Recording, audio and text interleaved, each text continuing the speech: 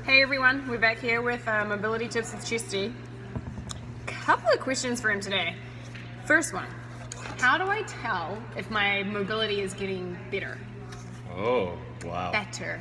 I know, right? Well, I think the key thing is a lot of it is qualitative. So you need to know the type of things you do on a regular basis, and it helps to track a bit of that stuff beforehand. So you can note it can be as simple as, it's not as hard for me to get that bowl out of the top cupboard anymore, or it doesn't hurt as much after we run through 800 lunges. And they're very notable things that are qualitative. Okay. The tough thing is the quantitative stuff you got to measure out in the first place. So unless you had a good measurement of this is how far your shoulder goes, you're not going to know if it's getting any better. So note the qualitative things. It's the little things that definitely add up. Perfect. And then second question,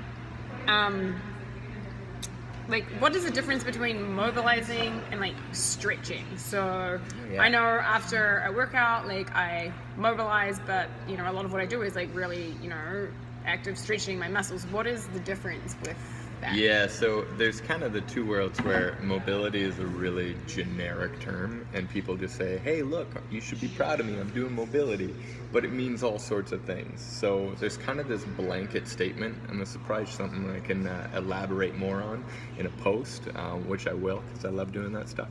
But basically you have things that help maintain and recover so that you can maintain and keep your mobility the same. It's not getting any worse. Things like, doing your stretching, doing your breathing exercises, handling your nutrition. These are all things that are going to make sure you don't get any worse and ensure that you can keep doing what you're doing. However, there's the training side of it. So, what I do a lot of the time is mobility training. So it's tough shit.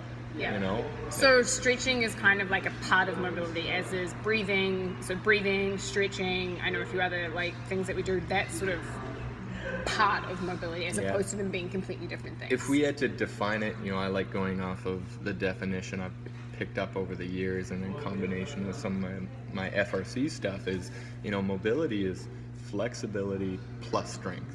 So anything that helps maintain that, from the recovery side is going to ensure your mobility, but there are certain things that we do like cars and positional isometrics that help increase and train that mobility. So, anything that gets you stronger in a usable range of motion or helps you maintain that flexibility or that usable motion can be considered mobility work.